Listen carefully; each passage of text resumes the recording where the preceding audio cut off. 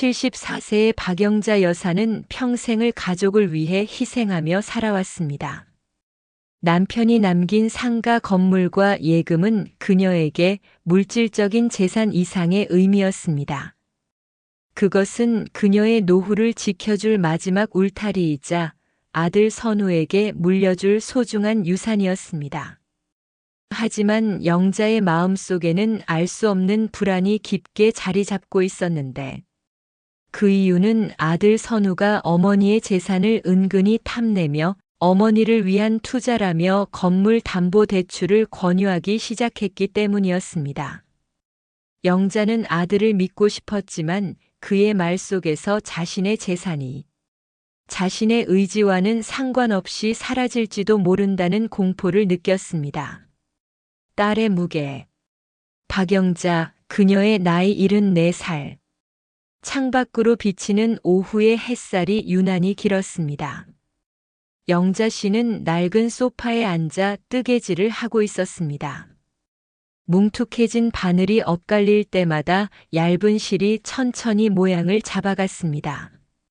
손은 능숙했지만 그녀의 시선은 자꾸만 창밖을 향했습니다. 길게 뻗은 그림자처럼 마음속에 드리워진 불안이 짙어졌습니다. 영자 씨의 삶은 한 폭의 수묵화 같았습니다. 화려한 색깔도 강렬한 선도 없었습니다. 오직 어머니와 아내라는 이름으로 묵묵히 한 길을 걸어왔습니다. 22살에 결혼하여 시어머니를 모셨고 삼형제의 맏며느리로 밤낮 없이 일했습니다. 고단한 삶이었지만 단 한 번도 불평한 적이 없었습니다. 자식이 잘 되는 것이 곧 그녀의 행복이었으니까요. 아들 선우가 태어났을 때 영자 씨는 세상 모든 것을 얻은 기분이었지요. 늦은 나이에 얻은 아들은 영자 씨의 삶의 전부가 되었습니다. 남편은 10년 전 먼저 세상을 떠났습니다. 남편이 남겨준 것은 서울 외곽에 자리한 작은 상가 건물과 약간의 예금뿐이었습니다. 당시 아들은 어머니, 제가 잘 모실게요. 걱정 마세요. 라며 든든한 말을 했지요. 그 말을 믿고 영자 씨는 평생 모은 돈을 아들에게 모두 맡겼습니다. 아들은 잘하고 있었습니다. 대기업에 다니는 번듯한 가장이었고 손주들은 예쁘게 잘 자라고 있었죠. 영자 씨는 그것만으로 충분했습니다. 그런데 얼마 전부터 아들의 태도가 미묘하게 달라졌습니다. 자주 집을 찾아왔고 늘 어머니 건강하세요? 라고 물었지만 그의 시선은 영자 씨의 안색이 아닌 거실 한쪽에 놓인 남편의 유품에 머물러 있었습니다. 특히 그가 자주 꺼내는 어머니, 그 건물 그냥 두지 마세요. 제가 좋은 투자처를 알아볼게요. 라는 말은 영자 씨의 마음을 흔들었습니다. 어제도 마찬가지였습니다. 아들이 찾아와 환하게 웃으며 말했습니다. 어머니, 제가 기가 막힌 사업 아이템을 찾았어요. 어머니 건물 담보로 대출 조금만 받으면 대박 날 것 같아요. 영자 씨는 뜨개질 바늘을 멈췄습니다. 선우야, 그 건물은 아버지가 나에게 남겨주신 거야. 그냥 두면 되지 않겠니? 그녀의 목소리는 조심스러웠습니다. 아들은 영자 씨의 손을 잡고 부드럽게 설득했습니다. 어머니, 지금 같은 시대에 건물만 갖고 있으면 뭐해요? 제가 어머니 노후 평생 책임지겠다고 했잖아요. 저만 믿으세요. 그때 영자 씨의 가슴 속에 묻어두었던 오래된 상처가 욱신거렸습니다. 딸이라는 이름으로 살아왔을 때의 기억이었습니다. 평생 남동생 뒷바라지에 모든 것을 쏟아부었던 아버지. 아들에게 모든 재산을 물려주라고 했던 어머니. 며느리가 되어서는 남편을 뒷바라지했고 어머니가 되어서는 아들을 위해 모든 것을 희생했습니다. 나는 평생 나를 위해 살아본 적이 없었다.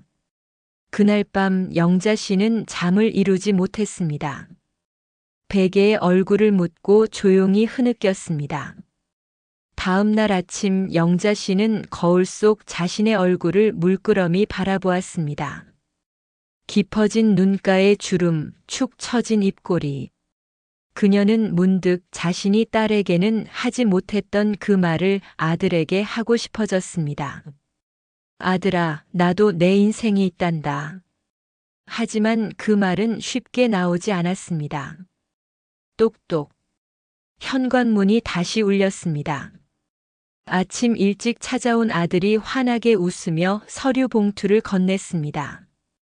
봉투 안에는 담보대출 서류와 도장 찍을 자리가 표시된 빨간 펜이 들어 있었습니다. 영자 씨는 서류를 들고 묵묵히 안방으로 걸어갔습니다.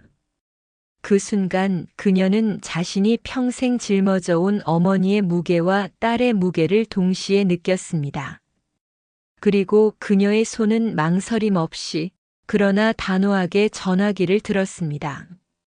그 끝에는 아들 선우가 아닌 오랫동안 연락하지 못했던 친구의 전화번호가 있었습니다.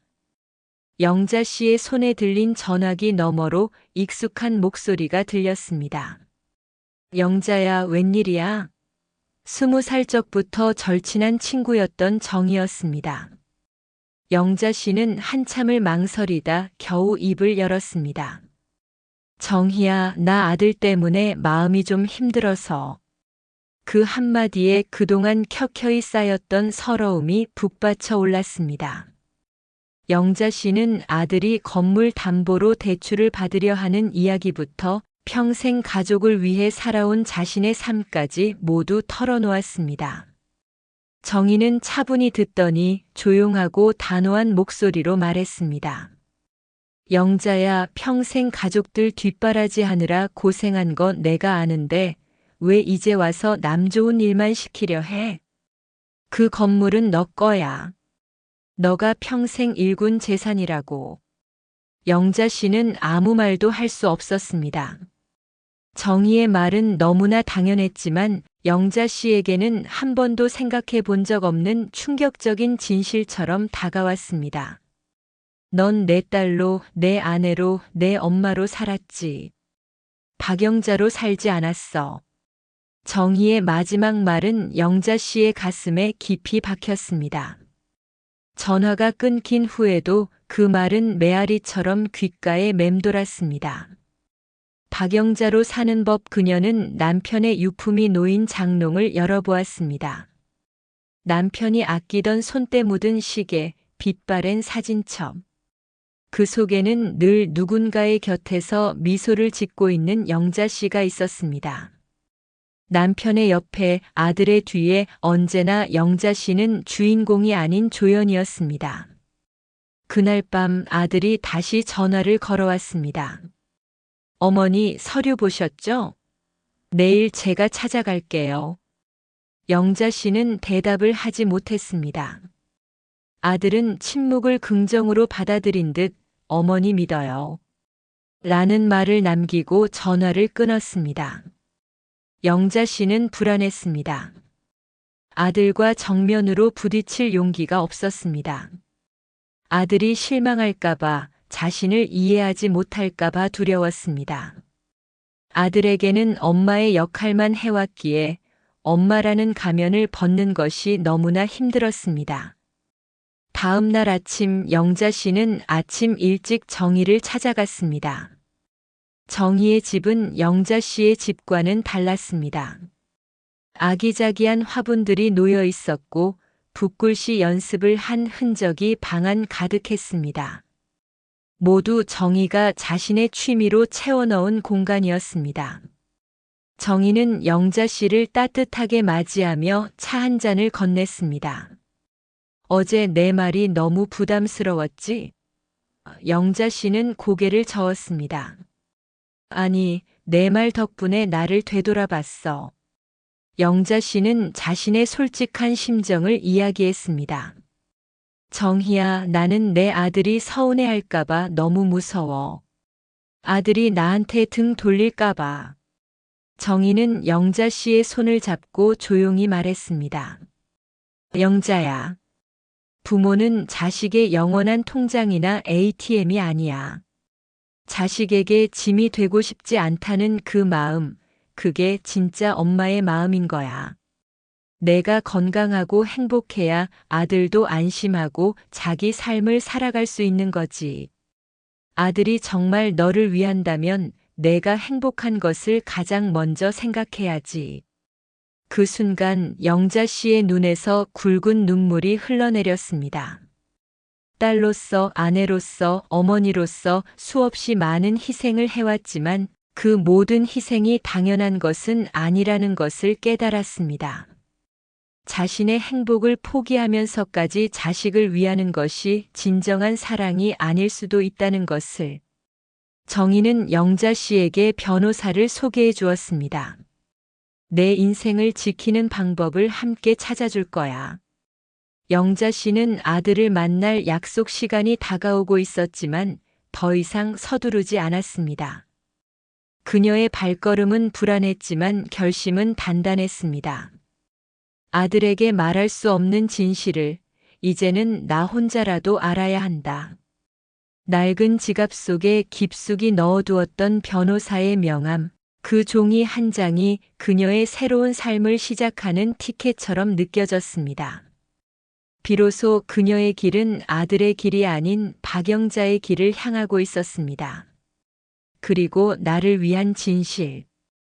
영자 씨의 손은 무거운 돌덩이처럼 변호사 사무실 문고리를 잡고 있었습니다. 정희의 소개로 찾아왔습니다. 영자 씨의 한마디에 변호사는 그녀를 조용한 방으로 안내했습니다. 변호사의 사무실은 깔끔하고 차가운 공기로 가득했습니다. 수많은 서류들과 법률 서적들이 영자 씨의 불안한 마음을 더 무겁게 짓눌렀습니다. 무엇 때문에 오셨는지 편하게 말씀해 주십시오. 변호사의 목소리는 냉철했지만 그 안에는 묘한 신뢰감이 느껴졌습니다. 영자 씨는 조심스럽게 이야기를 꺼냈습니다. 아들 선우의 사업 이야기, 그가 요구하는 건물 담보 대출, 그리고 그 앞에서 망설이는 자신의 마음까지. 한마디 한마디를 내뱉을 때마다 그녀의 목소리는 미세하게 떨렸습니다. 변호사는 영자 씨의 말을 묵묵히 들었습니다. 그리고 그녀의 이야기가 끝나자 A사 용지 한 장을 건넸습니다. 어머님 보십시오. 이것은 자녀에게 재산을 증여한 후 갈등이 생겨 법적 분쟁으로 이어진 사례들입니다. 영자 씨는 종이에 적힌 내용들을 읽어 내려갔습니다. 부모 부양 조건을 내세워 재산을 증여했지만 자녀가 약속을 지키지 않아 소송을 건 사례. 나중에 갚겠다는 말만 믿고 재산을 넘겨줬다가 연락이 끊긴 사례. 모두 영자 씨의 미래가 될 수도 있는 이야기들이었습니다. 영자 씨의 눈동자가 흔들렸습니다. 저희 아들은, 저희 선우는 안 그럴 겁니다. 영자 씨는 떨리는 목소리로 겨우 말했습니다. 아들을 향한 믿음이 그녀의 마지막 자존심처럼 남아있었기 때문입니다. 변호사는 영자 씨의 눈을 똑바로 바라보며 단호하게 말했습니다. 어머님, 자녀를 믿지 말라는 것이 아닙니다. 자녀는 자녀의 삶이 있고 부모는 부모의 삶이 있습니다. 부모가 자녀에게 의지하는 순간 관계는 수직적으로 변질되기 쉽습니다. 그 순간 영자 씨의 머릿속에 아들의 얼굴이 스쳐 지나갔습니다.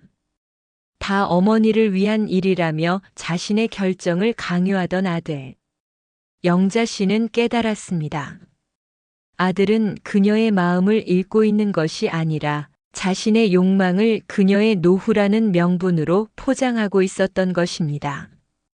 엄마니까 당연히 내 편이 되어줄 거야라는 아들의 무의식적인 기대가 영자 씨를 더욱 힘들게 만들고 있었던 것입니다.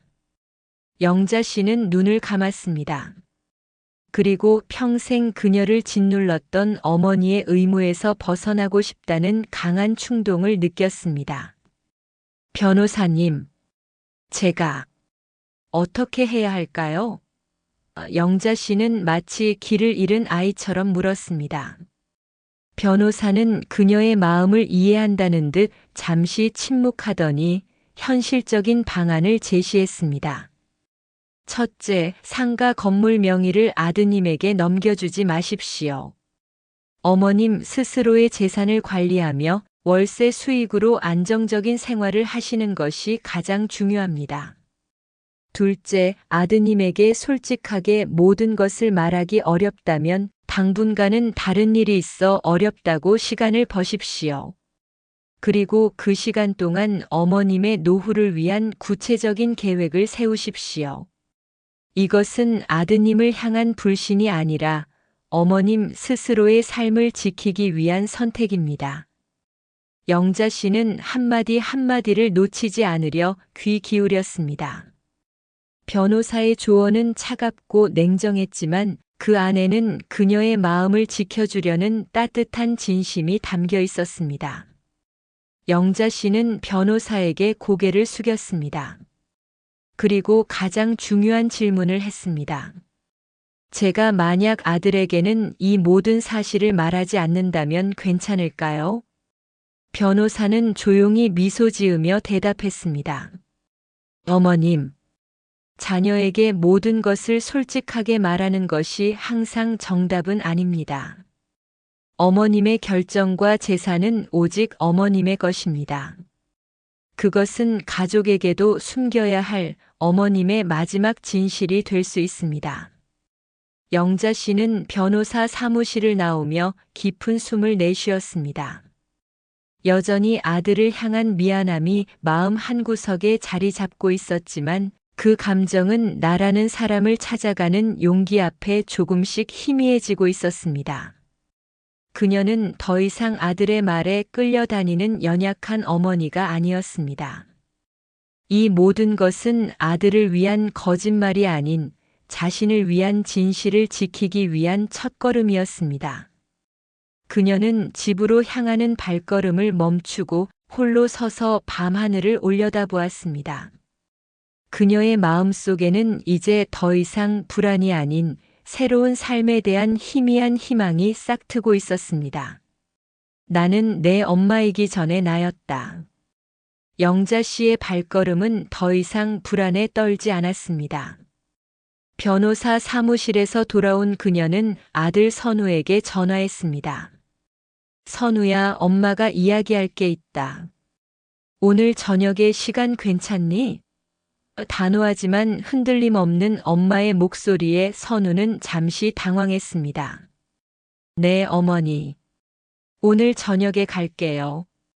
아들의 목소리는 평소와 달리 조심스러웠습니다.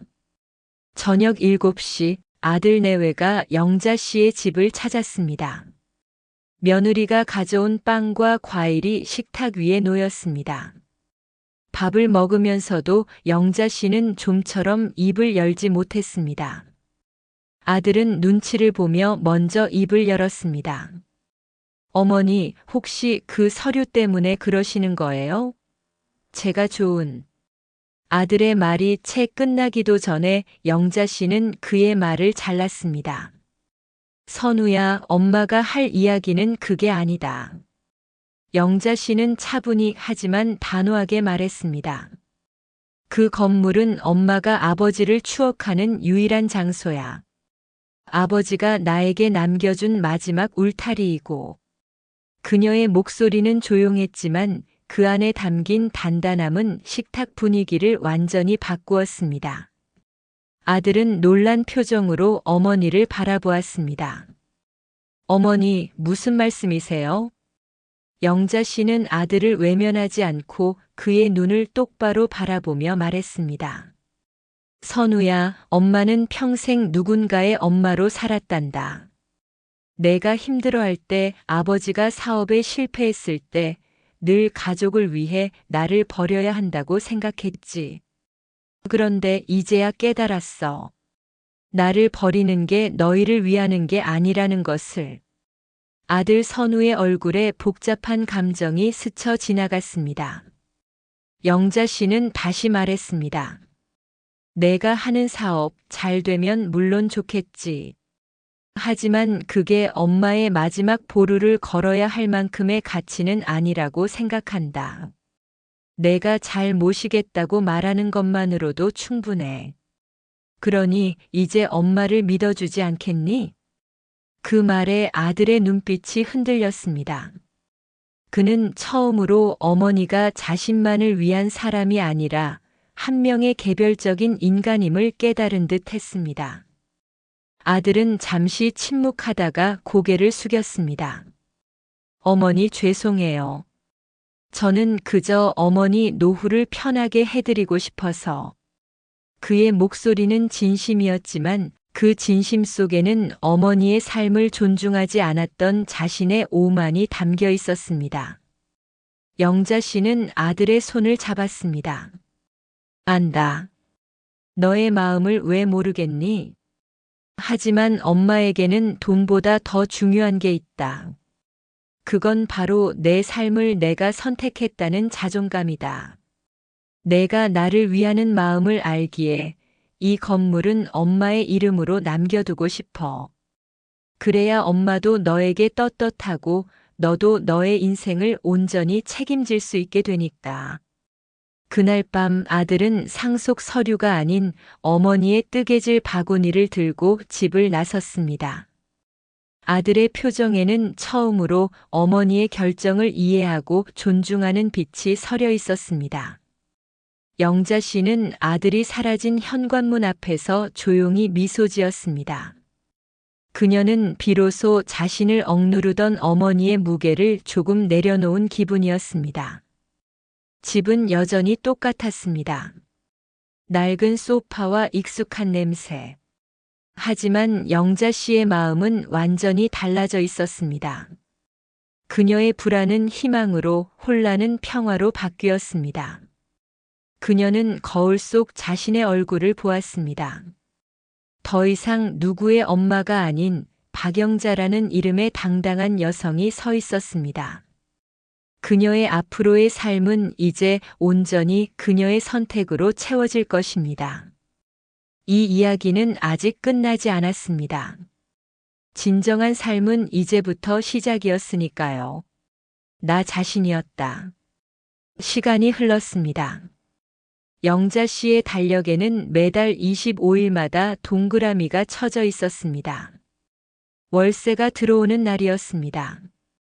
그녀는 통장에 찍힌 숫자를 보며 소리 없이 미소 지었습니다. 꼬박꼬박 들어오는 월세는 단순한 돈이 아니었습니다. 그것은 그녀가 스스로의 삶을 책임지고 있다는 증명이었습니다. 아들의 제안을 거절한 후 처음 몇 달은 미안함과 어색함이 남아 있었지만 시간이 지날수록 아들과의 관계는 오히려 더 단단해졌습니다. 어느 비 오는 오후 아들이 영자 씨를 찾아왔습니다. 손에는 어머니가 좋아하는 붕어빵 봉투가 들려 있었습니다. 어머니, 제가 그 사업 결국 접었습니다.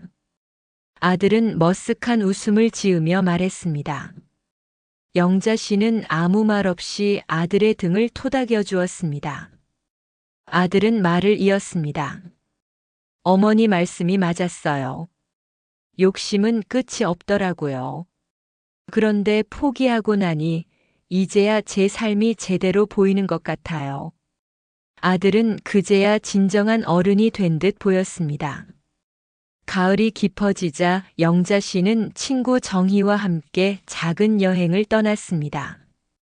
남편과 함께 갔던 추억의 장소들, 그리고 사진으로만 보았던 아름다운 풍경들을 직접 눈에 담았습니다. 여행지에서 영자 씨는 난생 처음으로 기념사진을 부탁했습니다. 카메라 렌즈를 향해 활짝 웃는 그녀의 모습은 그 어느 때보다 밝고 자유로워 보였습니다. 그녀는 더 이상 누군가의 엄마나 누구의 아내가 아니었습니다. 오롯이 박영자 그 자체였습니다. 여행을 마치고 돌아온 날 아들이 영자 씨의 집에서 기다리고 있었습니다. 아들은 작은 상자를 건넸습니다. 어머니, 얼마 전에 그 사업 투자금 조금 회수했어요. 작은 선물이지만 꼭 받아주세요. 상자 안에는 따뜻한 캐시미어 목도리가 들어 있었습니다. 영자 씨는 목도리를 만져보며 눈물을 글썽였습니다. 고맙다, 아들아. 아들은 어머니의 손을 잡으며 말했습니다. 어머니, 사실 제가 사업한다고 했을 때 어머니께서 단호하게 거절해 주셔서 정말 감사했어요. 그때 어머니가 말씀해 주셨죠? 나의 삶을 내가 선택했다는 자존감. 그 말 덕분에 저도 제 삶을 되돌아보게 되었어요. 어머니는 이제 저를 위해 살지 마시고 어머니 자신을 위해 사세요. 그 순간 영자 씨는 깨달았습니다. 진정한 유산은 돈이 아니었습니다. 자신의 삶을 주체적으로 선택하는 용기, 그리고 그 용기가 자식에게 긍정적인 삶의 태도를 가르쳐 주는 것, 바로 그것이 유산의 진짜 의미였습니다. 그녀는 자신의 단호한 선택이 아들을 망치는 것이 아니라 오히려 아들에게 더 큰 깨달음을 주었다는 사실에 깊은 안도감을 느꼈습니다. 영자 씨는 이제 아들, 며느리, 그리고 손주들을 만날 때마다 더 이상 걱정하지 않았습니다. 그들에게 자신의 재산을 숨기지 않아도 스스로의 삶을 당당하게 살아가는 모습을 보여줄 수 있었기 때문입니다. 그녀는 매일 아침 거울을 보며 자신에게 조용히 속삭였습니다. 영자야, 고생 많았어. 이제 너의 삶을 살아. 앞으로도 잘 부탁해. 이 이야기는 돈과 가족의 갈등을 넘어 한 여성이 자신의 정체성을 찾아가는 성장 기록이었습니다. 박영자의 삶은 우리 모두에게 질문을 던집니다. 당신에게 있어 진정한 유산은 무엇입니까?